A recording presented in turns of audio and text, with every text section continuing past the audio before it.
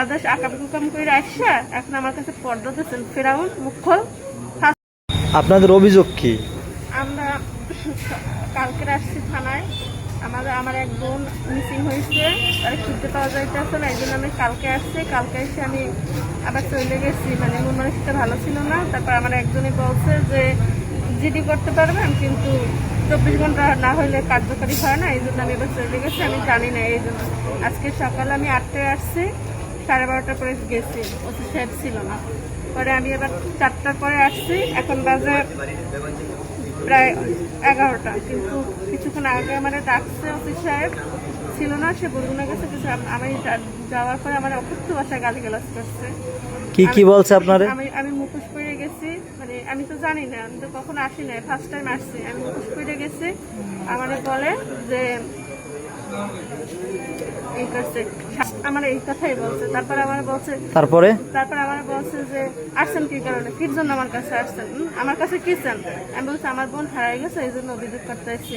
আপনার বোন কবে হারাই গেছে? আমার বোন হারাই গেছে পরশুদিন, কালকে সকাল 8টার পরে 8:30টার দিকে আমার বোন হারাই গেছে। তো প্রায় 2 দিন হয়ে গেছে এরকম? হ্যাঁ 2 দিন। তারপরে উনি কি করলো শেষ? তারপরে উনি আমাদের বলছে যে, আমি বলছি আমার কাছে আসছেন কি কারণে, কিসের জন্য আমার কাছে আসছেন?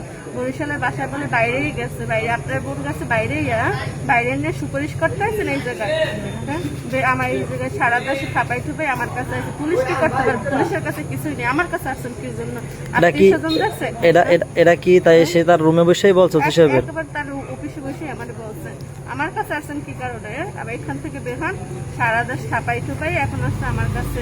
বরিশালের বাসায় বলে বাইরেই গেছে, বাইরেই গেছে, আপনার বোন বাইরেই গেছে, আমার কাছে কি? কোর্টে যান, কোর্টে যাই মামলা করেন, আমার কাছে কোনো কিছুই নেই। তো আপনি সকালবেলা যে আসছেন, সকালবেলা আপনার এই স্টাফরা, থানা স্টাফরা কি বলছে? তারা আমার মানে অনেক আস্থা দিচ্ছে, ভালো করে আমার সাথে ভালো ব্যবহার করছে, গল্প আসেন ওসি সাহেব না আসলে মানে একটা মিসিং জিডি আপনি করতেছেন, ওসি সাহেবের পারমিশন লাগবে, এই জন্য আমি বসে রয়েছি। পরে আমি 12:30 বাজ যাই, তখনও সে আসে নাই, বলছে রাত্রে নাকি সে ডিউটিতে অনেক সময় ছিল, এই জন্য সে আসে নাই। পরে আমি অসুস্থ হয়ে পড়ছি গরমে, পরে আমি বাসায় চলে গেছি। 3টা 3:30টার পরে আমি এই জায়গায় আসছি, কিন্তু আইসা আমি এখন বাজে 11টা পর্যন্ত আমি বসে রয়েছি। আমার 10:40 নিয়ে আমার এইসব ব্যবহার করছে, আমি শেষকালে কান্না করতে করতে বের হয়ে এসেছি। তো তারপর আপনি আরো আমি শুনছি আসে আপনি আরো বলছেন ওই যে লাস্ট কথা বলছে মানে যে আপনার এই করছে, আপনার বাসা কোথায়? আমি বলছি মাছের খাল।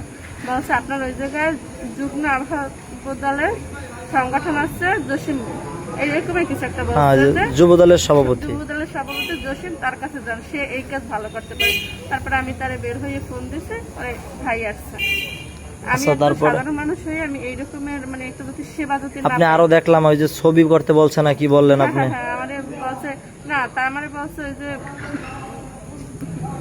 অন্য যে পুলিশ আছে না ডিউটি অফিসার, সে বলছে যে সেটা অনেক রাত হয়ে গেল, তো তখন আপনি এইসব কিছু করতে পারবেন না, তখন আপনার কাছে একটা ঝামেলা হয়েছে, আপনি মানে বাদির ছবি বা বাদির ভোটার আইডি কার্ড, তার ফটোকপি, তারপরে ওই যে মেয়ে মিসিং হয়েছে তার ছবি, এই সবগুলো আপনি রেডি করে রাখবেন, তাহলে আপনার জন্য সহজ হয়ে যাবে। আমি সবকিছু ওকে করে রাখছি, কিন্তু আমার সাথে খুব খারাপ ব্যবহার করছে। আচ্ছা ঠিক আছে। সাধারণ